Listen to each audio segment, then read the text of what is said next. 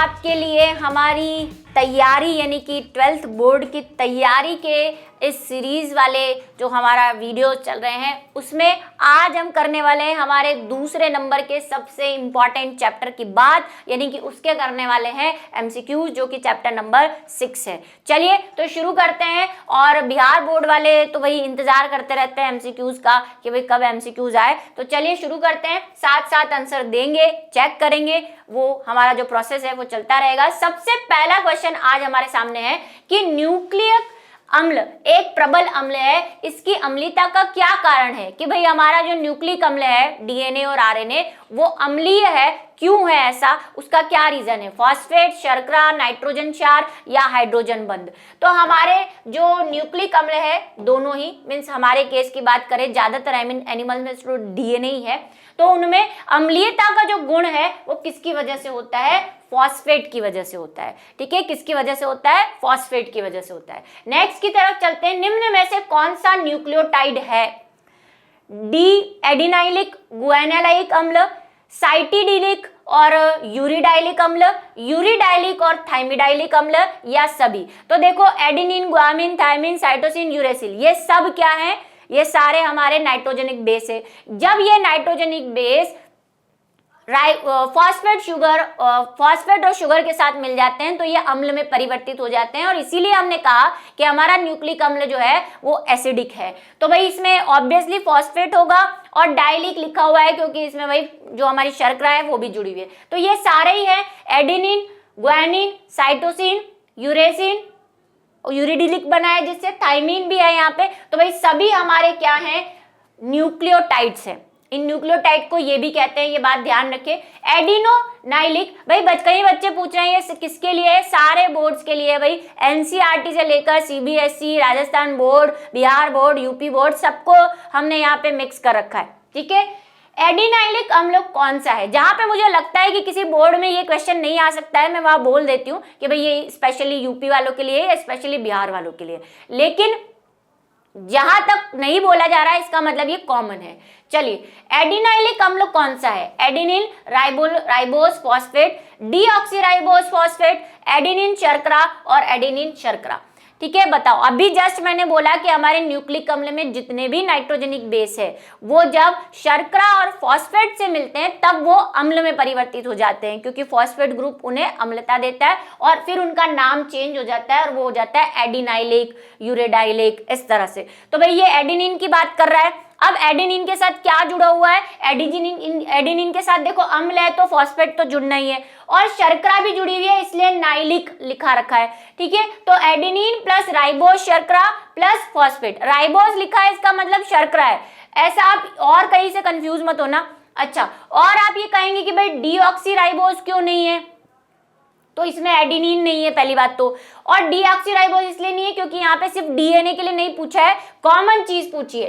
तो भाई पहला वाला जो ए वाला आंसर है वो आप ध्यान रखेंगे कि अम्ल पूरा कब बनेगा इन नाइट्रोजेनिक बेस से? जब ये तीनों चीजें मिल जाएंगी, और ये अम्लता इन्हें फॉस्फेट प्रदान करता है। नेक्स्ट की तरफ बढ़ते हैं। उच्च न्यूक्लियोटाइड में शर्करा होती है, राइबोस, डीऑक्सीराइबोस, हेक्सोस, ए या बी? जो हमारे न्यूक्लियोटाइड हैं, न्यूक्लियोटाइड क्या होता है? न्यूक्लियोटाइड क्या होता है? शर्करा प्लस हमारे नाइट्रोजन बेस प्लस हमारे फॉस्फेट। ठीक है, अगर शर्करा और नाइट्रोजेनिक बेस मिलते हैं तो उसे हम न्यूक्लियोसाइड कहते हैं, न्यूक्लियोसाइड। और जब न्यूक्लियोसाइड में फॉस्फेट भी जुड़ जाता है तो हम उसे न्यूक्लियोटाइड कहते हैं। ठीक है, बात समझ में आ गई? तो अभी यहाँ पे तीनों चीजें हैं। और अब शर्करा कौन सी हो सकती है? शर्करा कोई भी हो सकती है, क्योंकि यहाँ पर्टिकुलर डीएनए या आरएनए की बात नहीं बोली है। ठीक है, तो नाइट्रोजेनिक में शर्करा कौन सी होती है? तो वो डीऑक्सीराइबोस वाली भी हो सकती है जो डीएनए में होती है, और राइबोस वाली भी हो सकती है। तो ए और बी जो है हमारा क्या रहेगा? करेक्ट आंसर रहेगा। नेक्स्ट की तरफ बढ़े। वाटसन क्रिक प्रारूप के डीएनए मॉडल में वृहत ग्रूव किसका साइट है? हिस्टोन प्रोटीन का बंध है, अम्लीय प्रोटीन का बंध है, आरएनए अणु का बंध है, या ग्लाइकोप्रोटीन का बंध है? अब ये ग्रूव्स क्या होती है? तो हमने डीएनए बनाया है भाई ऐसा,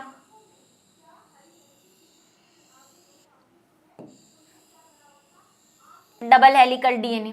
अगर डीएनए का हम 3D व्यू देखें, अगर हम डीएनए का 3D व्यू देखें तो हमें कुछ ऐसे, यहाँ पे अभी तो मैं यहाँ पे आपको ये बता रही हूँ रिबन्स, डीएनए के बीच बीच में ये ग्रूव्स पाई जाती है। मतलब क्या होते हैं ये, जैसे ये ग्रुप देखी थी हमने, ये ग्रुप देखी थी जिसको हमने बड़ी खांच और इसको उभार बोला था। खांच मतलब ग्रूव मतलब खांच, ठीक है। तो ये मेजर ग्रूव और माइनर ग्रूव होती क्या है, तो ये मेजर ग्रूव और माइनर ग्रूव ये है कि अगर हम इसका 3D व्यू देखें तो हमें यहाँ पे बीच बीच में क्या दिखेंगे, एटम्स दिखेंगे ऐसे। और ये एटम्स किसके बने हुए हैं बच्चों, ये डीएनए के बीच में, डीएनए का ये बैकबोन है और बीच में क्या होते हैं, तो बीच में भाई जो न्यूक्लियोसोम होते हैं, जब पैकिंग होती है डीएनए की, ये डीएनए पैक होने के बाद हमें ये जो बीच में चीजें दिखेगी वो क्या होगी, वो हिस्टोन प्रोटीन होगी जो कि न्यूक्लियोटाइड बना रखी है। न्यूक्लियोटाइड के ही चारों तरफ डीएनए ऐसे लिपटा रहेगा जब पैकिंग होगी। तो ये देखो यहाँ पे एरिया कम दिख रहा है, अगर आप 3D व्यू देखेंगे तो ज्यादा समझ में आएगी। देखो यहाँ पे एरिया कम है, यहाँ पे चीजें कम दिख रही है, बीच में गैप कम है, दो बैकबोन के बीच में गैप कम है यहाँ पे, दूसरा वाला भी अगर मैं बनाऊं, लेकिन यहाँ पे देखो दो बैकबोन के बीच में ज्यादा गैप है, एरिया ज्यादा है, इसी तरह फिर यहाँ पे कम है। तो इनको हम कहते हैं मेजर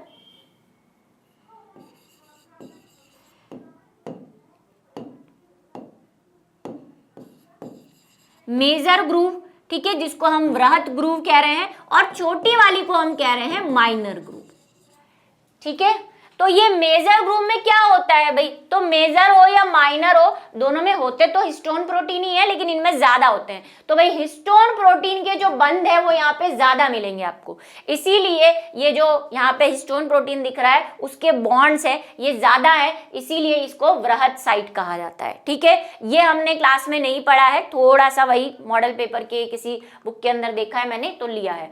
दो नाइट्रोजनिक क्षार के हाइड्रोजन बंधन के बीच दूरी A+T और G=C है, होती है, समान होती है, असमान होती है, परिवर्तनशील होती है, या इनमें से कोई नहीं होती है। तो भाई हाइड्रोजन बंध बनता है किसके किसके बीच में, हमने कहा A और T के बीच में और G और C के बीच में हाइड्रोजन बॉन्ड बनते हैं। अब ये हाइड्रोजन बॉन्ड A और T के बीच में दो होते हैं, ये बॉन्ड होगा मेरे हिसाब से, और ठीक है। तो यहाँ पे जो है क्या होना चाहिए, इनके बीच में बॉन्ड्स बनते हैं, ये बॉन्ड्स बन रहे हैं, यहाँ पे 3 बनते हैं, संख्या जरूर अलग है इनकी, इसमें 2 हाइड्रोजन बंध बनते हैं, इसमें 3 बनते हैं, लेकिन दोनों के बीच का जो डिस्टेंस है, चाहे वो इनका ले लो चाहे इनका ले लो, वो हमेशा कैसा रहता है, समान रहता है, ठीक है, दोनों में सेम रहेगा, चाहे वो A या T हो या G और C हो। नेक्स्ट की तरफ बढ़े हम, किसी डीएनए में थाइमिन जोड़ा बनाता है गुआनिन से, एडेनिन जोड़ा बनाता है थाइमिन से, एडिनोसिन जोड़ा बनाता है थाइमिनिन से, या गुआनिन जोड़ा बनाता है एडेनिन से। बिल्कुल सिंपल सवाल है भाई, पूछ रहा है एडेनिन किससे जुड़ता है, एडेनिन किससे जुड़ता है, तो भाई एडेनिन किससे जुड़ता है, अभी बोल के आए थाइमिडीन से जुड़ता है, तो एडेनिन को किससे जोड़ना है भाई, हमें थाइमिडीन से जोड़ना है।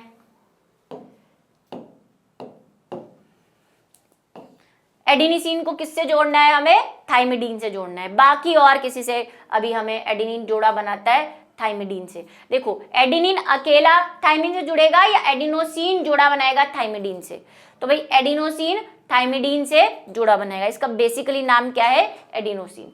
नेक्स्ट की तरफ बढ़े अगर हम, यहाँ पे एडेनिन और थाइमिन मत लिख देना भाई, एडिनोसिन पूरा लिखना, उसका बेसिक नाम एडिनोसिन है। नेक्स्ट की तरफ बढ़े अगर, किसी बी डीएनए के एक वलय में न्यूक्लियोटाइड की संख्या कितनी होती है। अब ये वाला जो क्वेश्चन है मैंने क्लास में करवाया था जब हमने डीएनए के प्रकार पढ़े थे, और मैंने आपसे कहा था कि डीएनए के प्रकार एनसीईआरटी के अंदर नहीं है। मैं आपको स्पेशली मैंने एक टेबल बनाई थी यहाँ पे, अगर आपको याद आ रही हो, और मैंने आपको कहा था सारे आपको वैसे भी याद नहीं करने, बस मैं थोड़ा सा नॉलेज के हिसाब से इसको बता रही हूँ। बी और जेड डीएनए, ज्यादा से ज्यादा बी और जेड डीएनए का कंपैरिजन पढ़ लेना एक बार, ये बोला था मैंने क्लास के अंदर। देखो ये क्वेश्चन आया हुआ है, ये बिहार की किसी बुक का मॉडल पेपर था, उसके अंदर ये क्वेश्चन था, ठीक है। तो स्पाइरल जो होते हैं, जो बी डीएनए है और जेड डीएनए है, उनका जो एक स्पाइरल होता है, हमने कहा था कि जो एक स्पाइरल होता है, चाहे यहां से यहां तक का गिन लो, चाहे ग्रुव ग्रुव का गिन लो, ठीक है, ये बोला था। तो हमने कहा था कि इनके बीच में नाइट्रोजेनिक बेस होते हैं, वो वाटसन और क्रिक ने 10 बोला था। और मैंने ये भी कहा था कि जो मॉडल हम पढ़ रहे हैं एनसीईआरटी के अंदर वो बी टाइप का डीएनए है, और दूसरा मैंने कहा था जेड होता है, बाकी तो ए और सी भी होते हैं, लेकिन हमें वहां नहीं जाना। तो भाई बी टाइप का डीएनए हमने वाटसन क्रिक मॉडल में पढ़ा था, और बी टाइप के डीएनए में यानी कि वाटसन क्रिक ने जो मॉडल दिया था उसमें उन्होंने कितने नाइट्रोजेनिक बेस बताए थे, 10 बताए थे। तो हमें यहाँ पे 10 करने हैं। जेड में कितने होते हैं, जेड में 12 होते हैं, ठीक है। आप क्लास देख सकते हैं मेरी, ये डीएनए के साथ ही हमने जब डीएनए की संरचना पढ़ी थी उसी के साथ डीएनए के प्रकार बताए थे। चलिए नेक्स्ट की तरफ चलें। डीएनए का एक जीवाणु कोशिका से दूसरे जीवाणु कोशिका में जीवाणु भोजी द्वारा स्थानांतरण को कहते हैं। डीएनए का क्या करना है, डीएनए का एक जीवाणु कोशिका से दूसरी जीवाणु कोशिका में जाना, किसके द्वारा भाई, बैक्टीरियोफेज के द्वारा। बैक्टीरियोफेज क्या होते हैं, वायरस। बैक्टीरियोफेज क्या होते हैं, वायरस होते हैं। तो वायरस का किसी बैक्टीरिया के डीएनए को दूसरे डीएनए में ले जाने की प्रक्रिया को क्या कहते हैं, रूपांतरण, ट्रांसडक्शन, इन्वर्जन या ट्रांसलेशन। तो इसे क्या कहते हैं, ट्रांसडक्शन कहते हैं, ठीक है। बैक्टीरियोफेज के द्वारा ये इसको अफेक्ट करेगा, इसके डीएनए में जुड़ जाएगा, फिर इसको तोड़ फोड़ के मार धाड़ के इसका डीएनए वायरस के अंदर रह जाएगा, नए नए वायरस बन जाएंगे। फिर ये वायरस इसको अफेक्ट करेंगे तो भाई साथ में ये डीएनए भी ले जाएंगे, ठीक है। ये हमने पूरा प्रोसेस जो है, वैसे तो आपने 11th में पढ़ा होगा, 12th में इसके बारे में डिस्कशन नहीं है, लेकिन ट्रांसडक्शन क्या होता है ये मैंने आपको बता दिया, ठीक है। एक वायरस का इसको अफेक्ट करना, जीवाणु को अफेक्ट करेगा, फिर अपना डीएनए इससे ऐड कर लेगा, फिर बहुत सारे वायरसेस बना लेगा। तो भाई जितने भी वायरस बनाएगा उसमें इस बैक्टीरिया के डीएनए भी होंगे, इसको मार देगा, फोड़ देगा, और फिर जो नए वायरस बनेंगे वो दूसरे बैक्टीरिया को बीमारी फैलाने चले जाएंगे, अफेक्ट करने चले जाएंगे। तो इस प्रक्रिया को कहते हैं ट्रांसडक्शन। रूपांतरण हमने पढ़ा था भाई, रूपांतरण अभी आने वाला है तो उसके साथ ही समझाएंगे। भाई नेक्स्ट की तरफ बढ़ते हैं। ग्रिफिथ ने किस प्रयोग से सिद्ध किया कि डीएनए के आनुवंशिक पदार्थ है, ठीक है। रूपांतरण, ट्रांसडक्शन, ट्रांसक्रिप्शन और ट्रांसलेशन। तो भाई ग्रिफिथ ने एक प्रयोग किया था और उस प्रयोग को हम रूपांतरण कहते हैं, ट्रांसफॉर्मेशन। कौन सा, उन्होंने एस और आर स्ट्रैंड पे प्रयोग किया था, याद आया, वो चूहों वाला है ना, चूहे की बल्ले बल्ले हो गई और नहीं हुई, वो मैंने आपको ऐसे याद कराया था कि आर वाला सीधा होता है ना, एस वाला जो होता है वो खतरनाक होता है, बीमारी फैलाता है। तो इससे कौन सा उन्होंने प्रक्रिया बताई थी, इन्होंने रूपांतरण बताई थी कि जो एस वाला है, मैंने आपको कहा था एस वाला आर वाले के कान भर देता है कि तू बैक्टीरिया है, तेरे को बीमारी फैलानी है, कान भर के इसका मन रूपांतरित कर देता है। तो ऐसे मैंने आपको याद कराया था, ये रूपांतरण की प्रक्रिया होती है जिसमें एक बैक्टीरिया दूसरे बैक्टीरिया को चेंज कर देता है। यहाँ पे ऐसा नहीं है, यहाँ पे वायरस ऐसा करता है जो बैक्टीरियोफेज होता है। अब बैक्टीरियोफेज एक वायरस होता है, ये तो आपको पता होना चाहिए मेरे हिसाब से, ठीक है। ये क्या है, रूपांतरण है। इसी के द्वारा उन्होंने पता किया था कि डीएनए जाता है, क्योंकि भाई यहाँ पे डीएनए ही कर सकता है और रूपांतरण कौन करेगा, खोल वोल तो सब बाहर रह जाएंगे। नेक्स्ट की तरफ है, ग्रिफिथ ने अपना प्रयोग किस जीवाणु पे किया था। अच्छा, कौन से जीवाणु पे किया था, ये एस और आर, इसलिए मैंने नाम नहीं बताया था, क्वेश्चन आने वाला है था इसलिए। स्ट्रेप्टोकोकस, राइजोबियम, ट्यूबरकुलोसिस या सैकेरोमाइसिस। तो ग्रिफिथ ने अपना जो प्रयोग किया था वो किस पे किया था, स्ट्रेप्टोकोकस न्यूमोनी पे किया था। न्यूमोनिया डिजीज फैलाने वाला जो हमारा बैक्टीरिया है उस पे ये प्रयोग किया था, ठीक है, स्ट्रेप्टोकोकस न्यूमोनी। चूहों के अंदर हमने ये मतलब ग्रिफिथ ने डाला था। नेक्स्ट है, किसके कारण आरएनए भिन्न होता है डीएनए से।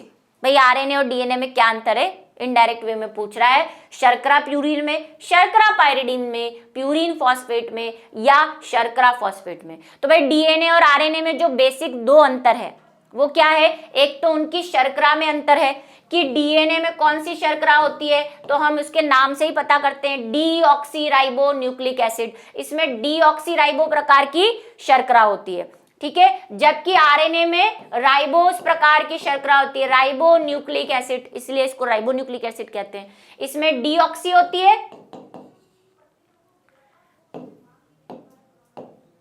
इसमें कौन सी होती है, डीऑक्सी शर्करा, और इसमें राइबोज। हालांकि उसमें भी पीछे तो राइबोज ही लगेगा, लेकिन हमने शॉर्ट में लिखा है डीऑक्सी राइबोज, इधर सिर्फ राइबोज होती है। दूसरा अंतर क्या होता है, जो पिरिमिडीन होता है वो इधर तो क्या होता है, थाइमीन होता है, और आरएनए में वो क्या हो जाता है, यूरेसिल हो जाता है। तो भाई दो अंतर हैं, बी वाला जो है करेक्ट आंसर रहेगा। नेक्स्ट की बात करें, निम्नलिखित में से कौन सा आरएनए के लिए उपयुक्त नहीं है, एडेनिन, ग्वानिन, थाइमीन या साइटोसिन। क्या आरएनए के लिए नहीं है, तो भाई आरएनए में क्या नहीं होता है, एडेनिन होता है, ग्वानिन होता है, ठीक है, साइटोसिन भी होता है, लेकिन थाइमीन नहीं होता। थाइमीन की जगह क्या होता है, यूएसएल होता है। नेक्स्ट की तरफ, एंटीकोडोन किससे संबंधित है, टीआरएनए से, एमआरएनए से, आरआरएनए से या जेनेटिक कोड से। तो भाई एंटीकोडोन किस में होता है, तो एंटीकोडोन हमारा यहाँ पे ये संरचना हमने बनाई थी, किसकी संरचना थी ये, टीआरएनए की। टीआरएनए के इस साइड क्या होता है, एंटीकोडोन होता है, और ये किससे जुड़ता है, एमआरएनए से जुड़ता है प्रोटीन बनाते वक्त। तो किसमें होता है भाई, टीआरएनए के अंदर एंटीकोडोन संरचना होती है। नेक्स्ट है, किसी कोशिका में सबसे अधिक पाया जाने वाला आरएनए कौन सा है, टीआरएनए, आरआरएनए, एमआरएनए और एचएनटीआरएनए। ये भी मैंने आपको क्लास में एक्स्ट्रा बोल के पढ़ाया था कि भाई आपकी बुक के अंदर आरएनए के प्रकार नहीं है, लेकिन मैं आरएनए के साथ आपको आरएनए के प्रकार पढ़ा रही हूँ। हमने 3 प्रकार के आरएनए पढ़े थे, एक छोटे छोटे पैराग्राफ लिखे थे, प्लस हमने एक क्वेश्चन भी किया था, इंपॉर्टेंट क्वेश्चन, जो इस चैप्टर का लास्ट लेक्चर था उसमें इंपॉर्टेंट क्वेश्चन किए थे हमने, उसमें भी शायद हमने आरएनए में अंतर बताए थे, ऐसे बना के भी बताया है, कहीं 2 जगह हमने इसको पढ़ा है। तो भाई टीआरएनए, आरआरएनए और एमआरएनए या एचएनआरएनए। तो देखो बेसिकली हमारे पास 3 प्रकार के आरएनए होते हैं। सबसे ज्यादा जो होता है वो होता है 70 से 80% आरआरएनए, जिसको राइबोसोमल आरएनए कहते हैं। उसके बाद नंबर आता है टीआरएनए का 15%, ठीक है, और उसके बाद सबसे कम होता है 5%। थोड़ा बहुत अंतर आपको बुक टू बुक मिल जाएगा, कोई कहेगा ये 4 से 5% है, कोई कहेगा वो 10 से 12% है, ठीक है, तो वो रहेगा। बाकी सबसे ज्यादा बोल रहे हैं तो अब कौन सा है भाई, राइबोसोमल आरएनए, जो राइबोसोम के अंदर रहता है। नेक्स्ट की तरफ, वह इंपॉर्टेंट क्वेश्चन है भाई, टिक कर लेना, परसेंटेज भी इसीलिए तीनों के बता दिए, ये तो भाई ट्रांसक्रिप्शन में बनेगा। नेक्स्ट है, आरएनए में निहित प्यूरिन क्या है, ग्वानिन एवं पिरामिडीन, यूरेसिल और थाइमीन, एडेनिन और साइटोसिन या यूरेसिल और ग्वानिन। भाई प्यूरिन पूछ रहा है, प्यूरिन कौन से होते हैं, एडेनिन, ग्वानिन। तो एडेनिन ग्वानिन ये रहे, आरएनए में उसमें तो कोई अंतर होता ही नहीं है, ठीक है, एडेनिन और ग्वानिन क्या है, प्यूरिन्स है। नेक्स्ट है, आरएनए के लिए कौन सा सही है, AU, GC, AU बराबर नहीं होते और AG बराबर नहीं होते, या होते नहीं है, या बॉन्ड नहीं बनता, जो भी ये, अगर इसको बॉन्ड मान रहे हो तो भाई बोलो कि ये दोनों बॉन्ड नहीं है, इसमें भी बॉन्ड नहीं होता। तो भाई क्या होता है आरएनए में, देखो सही पूछ रहा है, ये क्या सही है, ये A के साथ U सही है, G के साथ C सही है क्या, भाई G के साथ C वैसे सही है, लेकिन यहाँ पे 3 बॉन्ड होते हैं, यहाँ पे 2 ही है, थोड़ा सा टेक्निकल मिस्टेक है यहाँ पे। क्या A के साथ U बॉन्ड नहीं बनाता, बनाता है, क्योंकि भाई हमने कहा कि आरएनए में थाइमीन, A के साथ वैसे तो थाइमीन बॉन्ड बनाता है, लेकिन थाइमिडीन है नहीं, यूरेसिल होता है, तो ये वाला स्टेटमेंट भी गलत है, ये भी गलत है। A के साथ G तो कभी बॉन्ड बनाता ही नहीं है।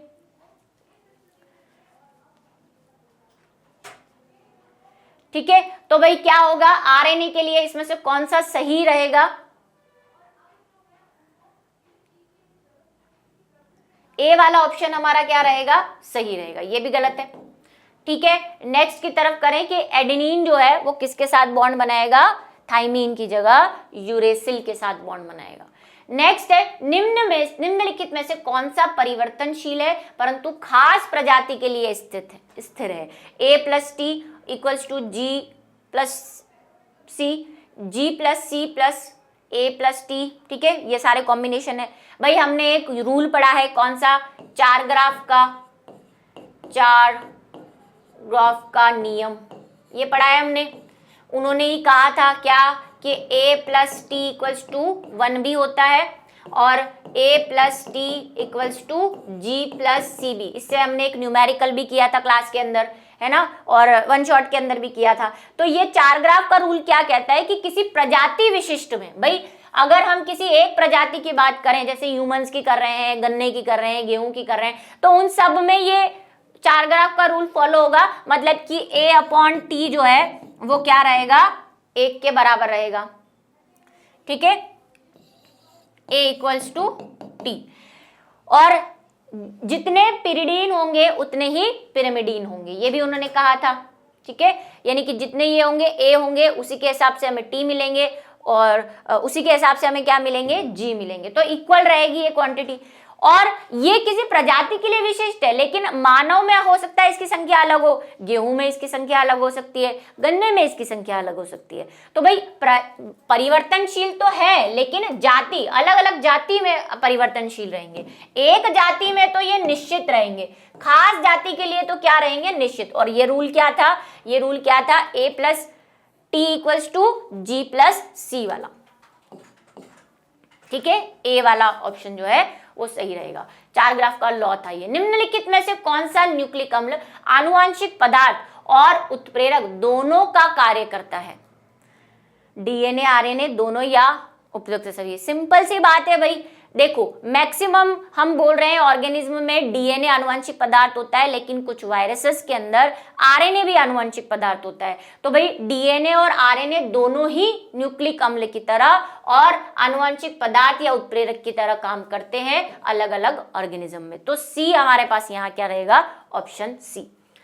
डीएनए द्विगुणन में किस एंजाइम की मुख्य भूमिका होती है? जब आप डीएनए का रेप्लिकेशन करा रहे हो, उसका डुप्लीकेशन करा रहे हो, उसका द्विगुणन कर रहे हो, तो क्या लोगे, ligase, RNA polymerase, DNA polymerase या रिस्ट्रिक्शन एंडोन्यूक्लियस? क्या लेते हो भाई, डीएनए को डीएनए बनाना है तो क्या लोगे, डीएनए पॉलीमरेज लेना पड़ेगा आपको।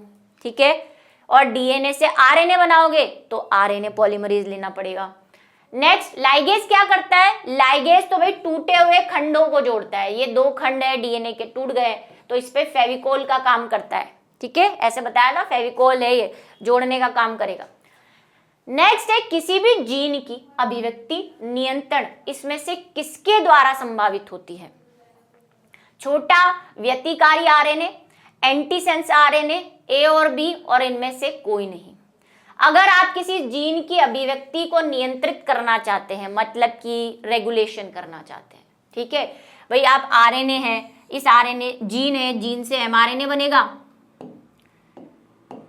जीन है, जीन से एमआरएनए बनेगा, एमआरएनए से प्रोटीन बनेगी। ठीक है, अब ये कह रहा है कि अगर आप किसी जीन की अभिव्यक्ति, तो ये जीन की अभिव्यक्ति है, किसी भी जीन का प्रोटीन निर्माण करना उसकी अभिव्यक्ति है, उसको नियंत्रित करना चाहते हैं तो आपको क्या चाहिए, तो आपको दोनों आरएनए चाहिए होंगे। आपको आई आरएनए, जिसको छोटा व्यतिकारी आरएनए भी कहते हैं, ये इनहिबिटर, वो जीन रेगुलेशन में पढ़े थे हम, इनहिबिटर आरएनए भी चाहिए, और एंटीसेंस आरएनए भी चाहिए। एंटीसेंस वैसे हमने इस चैप्टर में नहीं पढ़ा है, ये हमने पढ़ा है बायोटेक्नोलॉजी वाले में, कि जब हम आरएनए इंटरफेरेंस करवाते हैं तो एक सेंस आरएनए होता है, एक एंटीसेंस आरएनए होता है। सेंस आरएनए से प्रोटीन बनती है, एंटीसेंस उसका कॉपी होती है ना। तो अगर हम किसी चीज को, ये भैया इनहेरिटेंस आरएनए याद आ रहा है बायोटेक्नोलॉजी से, वहीं से क्वेश्चन पूछ लिया गया है कनेक्ट करके, क्योंकि देखिए सिलेबस पूरा पढ़ने के बाद तो आपको क्वेश्चन मिक्स करके दे सकता है। ये आई आरएनए और एंटीसेंस आरएनए दोनों एक ही बात है भाई। अब बायोटेक्नोलॉजी वाले चैप्टर से हमने वो एंटीसेंस आरएनए बनाया था और वो मेलेडिगोइनो में डाल दिया था, है ना, आरएनए अंतरकरण जो हमने करवाया था, वो वाली स्टोरी से पूछ रहा है भाई, दोनों काम में आएंगे।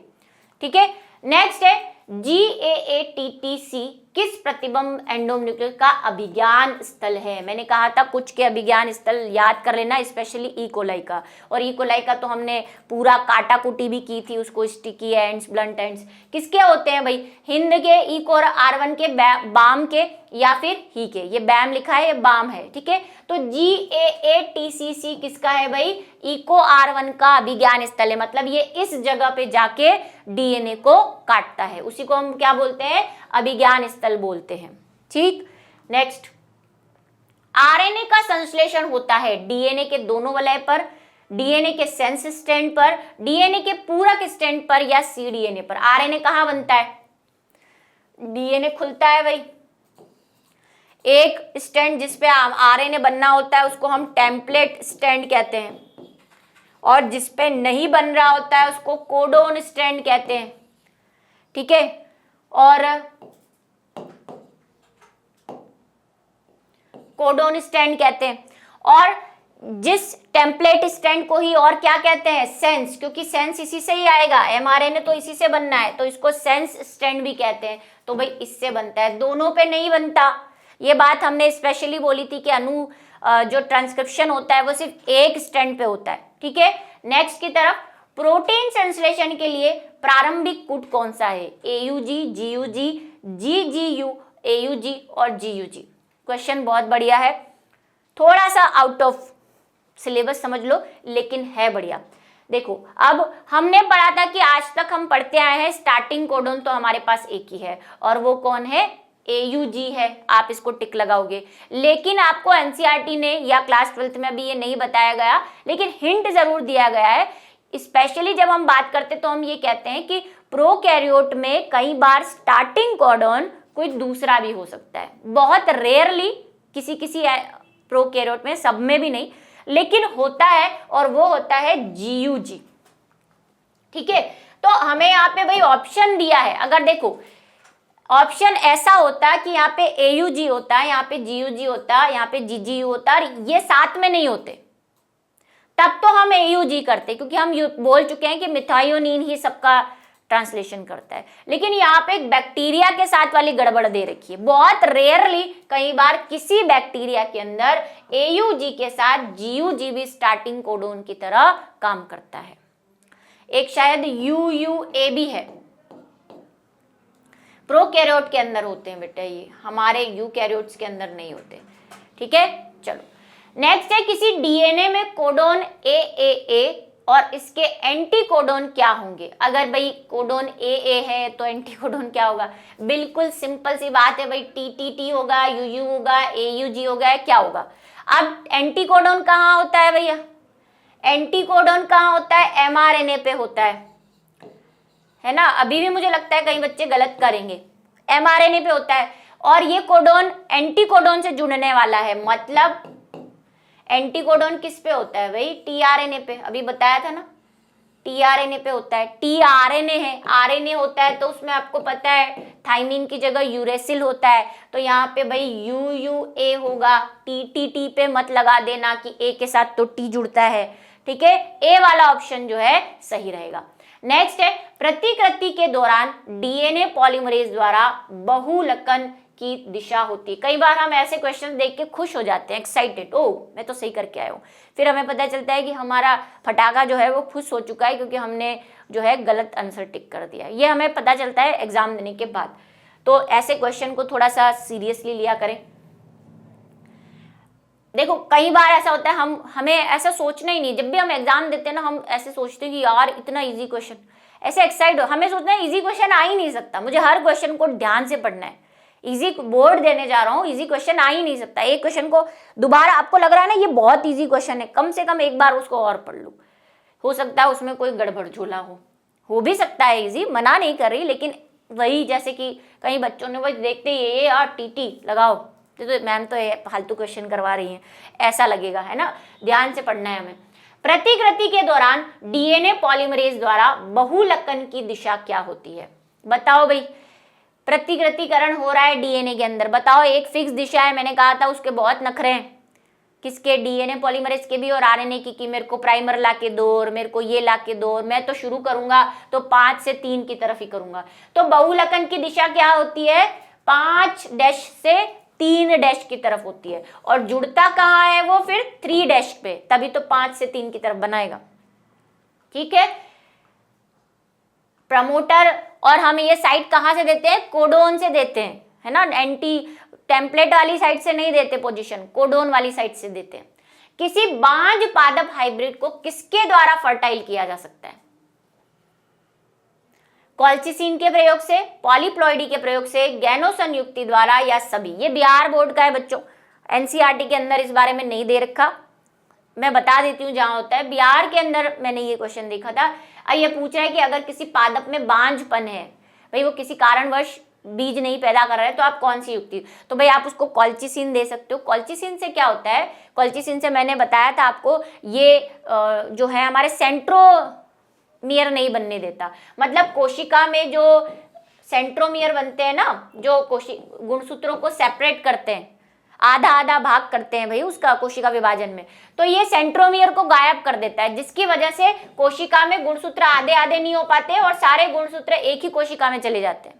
मान लो ये कोशिका विभाजित होनी थी, है ना, इससे दो बननी थी, एक इधर जाना था एक इधर जाना था, लेकिन कॉल्चिसिन डालने से क्या हुआ, ये स्पिंडल फाइबर नहीं बनते और दोनों एक ही कोशिका में चले जाते हैं, एक कोशिका खाली रह जाती है, ये कॉल्चिसिन से। और इसी व्यवस्था को यहाँ पे क्या हो गया भाई, पॉलीप्लॉइडी हो गई है, एक से ज्यादा गुणसूत्र आ गए हैं जो होने नहीं चाहिए थे, तो उसको पॉलीप्लॉइडी कहते हैं। जैसे 6n 4n है ना, 6n हो गया, 4n हो गया। गेहूं में हमने ऐसी प्रजातियां शुरू भी की है, हैप्लोप्लॉइडी, राई और गेहूं मिला के। और गैनोसन युक्ति भी यही है, पॉलीप्लॉइडी करवा देते हैं भाई, गैनोसन ने खुद बताई थी इसलिए गैनोसन युक्ति है। इसमें भी गुणसूत्रों की संख्या जो है वो डबल, ट्रिपल, हेक्साप्लॉइडी इस तरह से हो जाती है। तो भाई जो है सभी जो है क्या है, डी आंसर हमारा सही रहेगा। ये देख लें, स्पेशली बिहार वाले, हो सकता है क्वेश्चन आ जाए। नेक्स्ट है, निकट संबंधी के बीच अंतः प्रजनन द्वारा क्या होता है, विभिन्नताओं में ह्रास, विभिन्नताओं में वृद्धि, वर्चस्व में ह्रास या कोई नहीं। अंतः प्रजनन क्या होता है, इनब्रीडिंग, इसको हम इनब्रीडिंग कहते हैं भाई, कि वही रिश्तेदारों में शादियां करवा देते हैं हम, जो है ना, वहां पे भी पढ़ा है हमने इसको खाद्य उत्पादन वाले चैप्टर के अंदर। तो क्या होता है उससे, तो हमने कहा था कि इससे इनब्रीडिंग डिप्रेशन आ जाता है ना, बहुत समय तक अगर हम रिश्तेदारों में ही शादियां करवाते रहे। निकोबार, अंडमान निकोबार ट्राइबल एरिया का भी एग्जाम्पल दिया था, पौधों में भी दिया था मैंने, तो उनमें जनन क्षमता धीरे धीरे कम होने लग जाती है और विभिन्नताओं का ह्रास होता है, उसमें वैरायटी नहीं आती, वही काका बाबा के गुण ही मिले जा रहे हैं उसके अंदर, कोई तीसरा नया जीन आ ही नहीं रहा उसके अंदर। ठीक है, ए वाला। नेक्स्ट है, एक सही अनुक्रम में डीएनए खंड जुड़ते हैं, डीएनए लाइगेज द्वारा, आरएनए पॉलीमरेज द्वारा, हेलिकेज द्वारा या डीएनए पॉलीमरेज द्वारा। डीएनए अनुक्रम जोड़ना है आपको, डीएनए के खंड को जोड़ना है, क्या काम में लोगे, डीएनए लाइगेज काम में लोगे। ठीक है, डीएनए रिपेयरिंग किससे होती है, डीएनए पॉलीमरेज 1, डीएनए पॉलीमरेज 2, दोनों से या लाइगेज से। देखो लाइगेज तो टूटे हुए डीएनए को जोड़ेगा, डीएनए जोड़ने की बात बोल दे तो लाइगेज। डीएनए को रिपेयरिंग करनी है भाई, रिपेयरिंग करनी है, जैसे ये डीएनए, लाइगेज रिपेयरिंग नहीं करता, लाइगेज तो ये दोनों टूटे हुए ना, या फेविकोल लगा देगा, जोड़ देगा दोनों को आपस में। ये कह रहा है ये टूट गया है, मान लो ये डीएनए था, इसका कोई हिस्सा यहाँ पे मान लो एक टूट गया या यहाँ से कुछ टूट फूट हो गई है, तो यहाँ पे नया खंड बनाना पड़ेगा, जो हिस्सा गायब हो गया है उसको बनाना पड़ेगा। नए हिस्सा बनाना है मतलब डीएनए बनाना है, और डीएनए बनाने के लिए कौन सा डीएनए काम में लेते हैं, रेप्लिकेशन करने के लिए भी हम यही प्रकार का डीएनए काम में लेते हैं, DNA polymerase second. DNA replication यानी कि प्रतिकृतिकरण में भी यही प्रकार का डीएनए काम में लेते हैं, और इसका दूसरा नाम क्या है, DNA dependent DNA polymerase. Next, कौन सा समापन कोडोन है, यूएजी, यूएए, यूजीए या सभी। इनके नाम मैंने आपको बताए थे क्लास के अंदर, जब डिटेल क्लास ली थी तब बताया था, वन शॉट में नहीं बताया है। ये इनको नॉनसेंस कोडन भी कहते हैं भाई, नॉनसेंस कोडोन कहते हैं इसको। ये तीनों स्टॉप कोडोन है, यानी कि ये डीएनए को क्या कर देते हैं, बीच में जो ट्रांसक्रिप्शन चल रहा होता है उसको रोकने का काम करते हैं। तीनों है सभी, इनके नाम देख लो भाई, अंबर, ओकर और ओपल, लिख लेना कहीं। नेक्स्ट है, जेनेटिक कोड में कुल कोडोन की संख्या कितनी होती है, कितनी होती है, 3-3 के हमने ग्रुप बनाए थे, तो कितने कोडोन निकले थे, 64। यहाँ पे काम वाले नहीं पूछ रहा है, टोटल पूछ रहा है, तो 64 होते हैं, उसमें से 61 ही अमीनो एसिड्स बनाते हैं, 3 नॉन कोडोन होते हैं जिसको नॉनसेंस कोडोन या स्टॉप कोडोन भी कहते हैं, तो 64 बनते हैं। जेनेटिक कोड कहाँ रहता है, आरएनए पर, आरआरएनए पर, टीआरएनए पर, आरडीआरएनए पर या एमआरएनए पर। बताओ कहाँ होते हैं जेनेटिक कोड, ट्रांसक्रिप्शन करते हैं, डीएनए से क्या बनाते हैं भाई, एमआरएनए बनाते हैं। क्या करते हैं, अनुलेखन। अनुलेखन को इंग्लिश में क्या कहते हैं, ट्रांसक्रिप्शन। ट्रांसक्रिप्शन कहते हैं। फिर एमआरएनए से प्रोटीन बनाते हैं, ये प्रोटीन, इसको क्या कहते हैं, प्रोटीन बनाने को, इसको हम बोलते हैं अनुवादन। अनुवादन, ट्रांसलेशन। ठीक, तो भाई ये जो एमआरएनए से प्रोटीन बनता है उसी पे तो जेनेटिक कोड होते हैं, टीआरएनए आता है, जेनेटिक कोड पढ़ता है ना, प्रोटीन बनाता है। तो एमआरएनए पर होते हैं जेनेटिक कोड। हमने ट्रांसक्रिप्शन पढ़ा था, फिर बीच में जेनेटिक कोड पढ़े थे, उसके बाद ट्रांसलेशन पढ़ा था, अगर आपको याद है, क्योंकि जेनेटिक कोड पढ़ना जरूरी है एमआरएनए के लिए। नेक्स्ट है त्रिक यूयूए कोड, किसके लिए होता है, त्रिक यूयू, ऐसे यूनिक टाइप के कोड है ना, उनको एक बार देख लेना। ये भी भाई बच्चों बिहार वालों के किस्मत में है ना, एनसीईआरटी वगैरह सीबीएसई ने नहीं पूछा, वो टेबल दे रखी है, उसी का खामियाजा है ये। एनसीईआरटी के अंदर पूछ सकते हैं सीबीएसई वालों को, क्योंकि टेबल दी हुई है उन्होंने। ऐसे यूनिक टाइप के पूछ लेना। एक ट्रिप्टोफेन मैंने आपको कहा था, क्योंकि हमने कहा था कि भाई उसका दूसरा कोई कोडोन नहीं है, वो एक्सेप्शन है, ऐसा अमीनो एसिड जो 4-5 बॉयफ्रेंड नहीं बनाता है ना, ये तो ट्रिप्टोफेन है। ऐसी चीजें थोड़ी सी कर लिया करो। तो यूयूए जो है वो फिनाइल एलेनिन का क्या है भाई, फिनाइल एलेनिन का क्या है, कोड है। ठीक है, नेक्स्ट,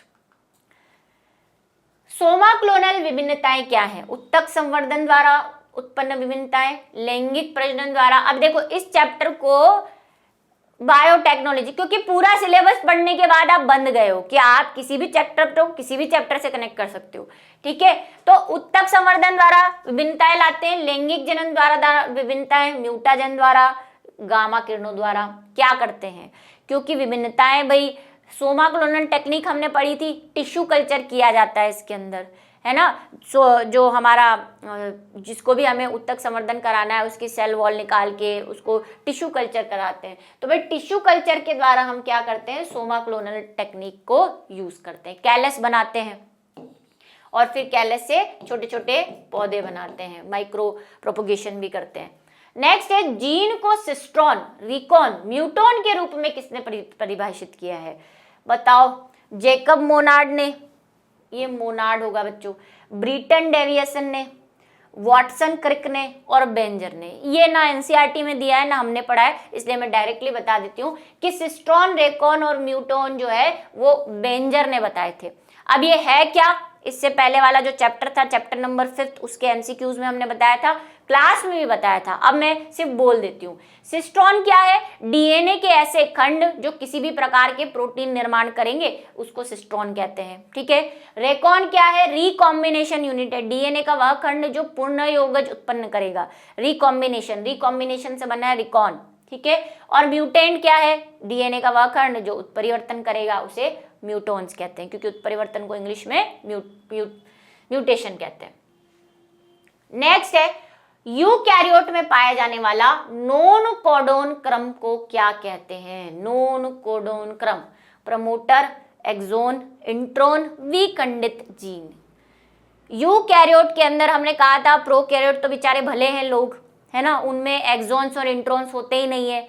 यूकैरियोट बेचारे बैड लक वाले हैं, इनके पास एमआरएनए बन के तो आता है, लेकिन हम उस एमआरएनए को एचएनआरएनए बोलते हैं, क्योंकि अभी ये हमारा वाला एमआरएनए नहीं है, इसमें कुछ इंट्रॉन्स भी है, कुछ एक्सॉन्स भी है। तो एक्सॉन्स क्या होते हैं, एक्सॉन्स वो होते हैं जो किसी न किसी प्रकार की प्रोटीन को बनाएंगे हमारे काम के, और इंट्रॉन्स क्या होते हैं जो किसी भी प्रकार का कोडोन नहीं बनाएंगे, अमीनो एसिड्स नहीं बनाएंगे, हमारे काम के नहीं है। तो वो कौन होते हैं, नॉन कोडोन इंट्रॉन्स होते हैं। ठीक है, एक्सॉन्स काम के हैं। नेक्स्ट है बीडल एवं टोटम द्वारा न्यूरोस्पोरा फ्रेंसा पर किया गया महत्वपूर्ण प्रयोग सिद्ध किया है कि एक एंजाइम एक जीन को सुधारता है, एक एंजाइम एक जीन उत्पन्न करता है, एक जीन द्वारा अनेक जीन उत्पन्न होते हैं, या इनमें से कोई नहीं। तो जो हमारे बॉडल और टोटम थे, इन्होंने न्यूरोस्पोरा पे एक्सपेरिमेंट किया और ये बताया एक जीन एक एंजाइम सिद्धांत कि एक प्रकार का जीन किसी एक प्रकार के एंजाइम या प्रोटीन का निर्माण कर सकता है, और वहीं से सिस्ट्रॉन यूनिट आई थी। ठीक है, ऐसा नहीं कि एक जीन है वो, ऐसा यूकैरियोट्स में जरूर होता है, प्रोकैरियोट में जरूर होता है, वो पॉलीसिस्ट्रोनिक होते हैं, लेकिन हमारे यहाँ पे बेसिकली यही सिद्धांत है कि एक जीन एक एंजाइम। तो भाई एक एंजाइम एक जीन उत्पन्न करता है, एक जीन द्वारा अनेक जीन उत्पन्न होते हैं, एक एंजाइम एक जीन को सुधारता है। तो भाई वैसे तो ये स्टेटमेंट उल्टा है, होना ये चाहिए था एक जीन से एक एंजाइम उत्पन्न होता है, लेकिन चलो ऑप्शन और बाकी सारे गलत हैं, इसीलिए हमें यही बी वाला करना पड़ेगा। ठीक है, हाँ ये वाला। मानव जीनोम में क्षार युग्मों की संख्या कितनी होती है? 3×10⁶, 3×10⁹, 3×10⁻12, कोई भी नहीं। यहां पे भी आप लोग भटकेंगे, बिल्कुल भटकेंगे, बिना सोचे सपने भटकेंगे। पहले आंसर आ जाए तो मैं आगे की कहानी बढ़ूं कि मानव जीनोम में क्षार युग्मों की संख्या कितनी होती। कई बच्चे तो मेरे नाम का पर्चा खोल देंगे, मैम आपने गलत बताया था, आपने तो कहा था कि 6×10⁹ नाइट्रोजनिक क्षार होते हैं, और उसी से आपने हमें बताया था कि भाई इसी की कैलकुलेशन करते हैं हम, और हमारे पास 2.1 मीटर का डीएनए आता है, ह्यूमन डीएनए। तो आपने तो कहा था कि नाइट्रोजनिक क्षार ये होते हैं, है ना, उससे मल्टीप्लाई भी किया था आपने, हमें सब याद है, नाइट्रोजनिक क्षार के बीच की दूरी। अरे मेरे प्यारे बच्चों, मेरे बच्चों, यहाँ पे शब्द जो लिखा हुआ है ना उसमें गड़बड़ है। ये क्वेश्चन, ऐसे क्वेश्चन मरवा देते हैं बच्चों को। जीनोम पूछ रहा है, जीनोम, जीनोम किसको कहते हैं? जीनोम की परिभाषा इससे पहले वाले चैप्टर में भी मैंने जो एमसीक्यूज थे उसमें बताई थी, चैप्टर के अंदर भी बताई है। किसी भी जीव के संपूर्ण अगुणित सेट को, भाई अगुणित सेट को जीनोम कहते हैं। तो ये संख्या तो पूरे डिप्लॉइड की है, पूरा डिप्लॉइड डीएनए होगा तब इतने होंगे। तो भाई हैप्लॉइड में कितने हो जाएंगे? हैप्लॉइड में तो आधे ही रहेंगे ना, तो 3×10⁹। ठीक है, आधे करने हैं इसके, पावर आधी मत कर देना खुदा के लिए। ठीक है, चलो नेक्स्ट, बहुत इंपॉर्टेंट क्वेश्चन। ऐसा ही वो था एक पहले वाला, कौन सा वाला? ये वाला क्वेश्चन, ए वाला, ये वाला बढ़िया क्वेश्चन था, दिमाग खोलने वाले क्वेश्चंस हैं ये।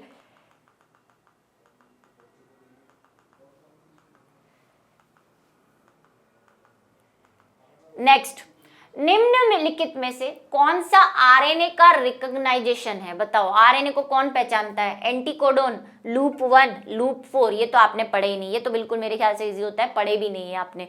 क्या होता है भाई आरएनए जो है, अभी बात करी हमने कि एमआरएनए को कौन पहचानता है, तो भाई एमआरएनए को वो टीआरएनए की एंटीकोडोन साइट पहचानती है, वो उसी पे आके ढूंढती है और चिपक जाती है। तो भाई एंटीकोडोन जो है वो पहचानता है। जीवाणु के अनुलेखन इकाई में संरचनात्मक जीन कैसे होते हैं? अभी मैंने थोड़ी देर पहले ये स्टेटमेंट बोला है, मोनोसिस्टोनिक, पॉलीसिस्टोनिक, नॉन सिस्टोनिक या उपयुक्त सभी। देखो, जो प्रोकैरियोट होते हैं उनके जो जीन होते हैं वो पॉलीसिस्टोनिक होते हैं, मतलब उनके एक ही जीन से बहुत सारे प्रकार के, मतलब एक ही जीन के टुकड़े से अलग, यहां से अलग प्रकार का प्रोटीन बनेगा, यहां से अलग प्रकार का, यहां से अलग प्रकार का, यहां से अलग प्रकार का प्रोटीन बनता है। ये अंतर भी पढ़ा है हमने, इसी चैप्टर में हमने अंतर पढ़ा है, प्रोकैरियोट और यूकैरियोट के अनुलेखन में अंतर। एक अंतर तो ये कि जो प्रोकैरियोट्स होते हैं, प्रोकैरियोट जीवाणु, ठीक है, वो कैसे होते हैं? पॉलीसिस्टोनिक होते हैं। एक ही जीन से बहुत सारे प्रोटीन्स बनते हैं, ये भी बनेगा, ये भी बनेगा, ये भी बनेगा, पॉलीसिस्टोनिक होते हैं। जबकि यूकैरियोट्स जो होते हैं वो मोनोसिस्टोनिक होते हैं। दूसरा एक और अंतर कि प्रोकैरियोट में सारी प्रक्रिया, क्योंकि इनके पास न्यूक्लियस नहीं होता, भाई जो मैं चीज बोल रही हूं वो सुन ले एक बार, इनके पास न्यूक्लियस नहीं होता, तो सब कुछ एक ही सेल के अंदर हो रहा होता है, जबकि हमारे अंदर न्यूक्लियस नामक चीज है।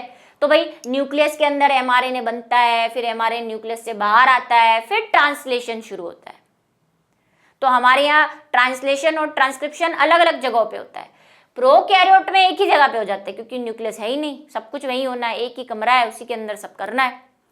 ठीक, तीसरा डिफरेंस क्या है कि प्रोकैरियोट में जल्दी भी शुरू हो जाता है, क्योंकि वही आना जाना नहीं करना पड़ता है, हमारे को न्यूक्लियस में जा रहा है आ रहा है, हमारे थोड़ा सा लेट शुरू होता है। चलिए नेक्स्ट है, निम्नलिखित में से आरएनए पॉलीमरेज सकेंद्री में कौन सा आरएनए का अनुलेखन करता है? बताओ, आरएनए बनाना है, ट्रांसक्रिप्शन, अनुलेखन मतलब ट्रांसक्रिप्शन में कौन सा वे यूज कर रहे थे? आरएनए बनाने के लिए क्या काम में लेंगे? RNA polymerase. लेकिन कौन सा आरएनए पॉलीमरेज? तो आरएनए पॉलीमरेज सेकंड काम में लेंगे। 3 पॉलीमरेज बताए थे मैंने, ये भी मैंने क्लास में बताया, स्पेशल बोला था, एक्स्ट्रा बता रही हूं कि हमारे यूकैरियोट्स के पास 3 प्रकार के पॉलीमरेज होते हैं। आरएनए पॉलीमरेज है ना, पूरा नाम इसका क्या? RNA polymerase. ये क्या बनाता है? ये बनाता है आरआरएनए। ये क्या बनाता है? ये बनाता है एमआरएनए। ये क्या बनाता है? ये टीआरएनए बनाता है। लेकिन हमें तो भाई ट्रांसक्रिप्शन करना है, ट्रांसक्रिप्शन में हमें तो एमआरएनए बनाना है, तो एमआरएनए बनाने के लिए तो पॉलीमरेज सेकंड काम में लेंगे, आरएनए पॉलीमरेज सेकंड। इसी का दूसरा नाम क्या है? RNA DNA dependent RNA polymerase, क्योंकि बना तो डीएनए से ही रहा है। ठीक है, निम्न में से अनुलेखन और स्थानांतरण साथ साथ संपन्न हो जाते हैं किसमें? अभी जस्ट बोला मैंने, प्रोकैरियोट बेचारे, इनके पास देखो केंद्रक नहीं है इनके पास, तो सारा प्रोसेस जल्दी जल्दी वहीं पे हो जाने का है। एमआरएनए को न्यूक्लियस में बन के बाहर जाने की जरूरत नहीं पड़ती, क्योंकि न्यूक्लियस है ही नहीं। ठीक, जीवाणुओं के अंदर, बेचारे सुकेंद्रियों के पास ये प्रोसेस नहीं है। नेक्स्ट की तरफ 44, रोधकूट क्या होते हैं? देखा, ऐसे भयानक टाइप के क्वेश्चन आते तो हम भी डर जाते हैं। रोधकूट, नया शब्द क्या ले आए हो मैम? भाई रोध का मतलब रोकना, रोकने का मतलब स्टॉप। स्टॉप कोडॉन पूछ रहा है, कितने होते हैं भाई? 3। अभी इससे पहले देखे UAA, UGA, UGA, UGA, UAG। ठीक है, 3 नॉनसेंस कोडॉन। जीन उत्परिवर्तन में एडेनिन ग्वानिन द्वारा प्रतिस्थापित हो जाता है, यह क्या है? फ्रेम शिफ्ट, ट्रांसक्रिप्शन, ट्रांजिशन या ट्रांसवर्जन? ये भी 5th चैप्टर में वैसे समझाया था। देखो, प्यूरिन से प्यूरिन, यहाँ पे एडेनिन ग्वानिन से हो रहा है, मतलब कि एक प्यूरिन से दूसरा प्यूरिन जो है वो चेंज हो रहा है, और उसको हम क्या बोलते हैं? ट्रांजिशन। क्या बोलते हैं भाई? ट्रांजिशन। और हाँ ठीक है, ट्रांजिशन बोलते हैं। नेक्स्ट की तरफ बढ़े,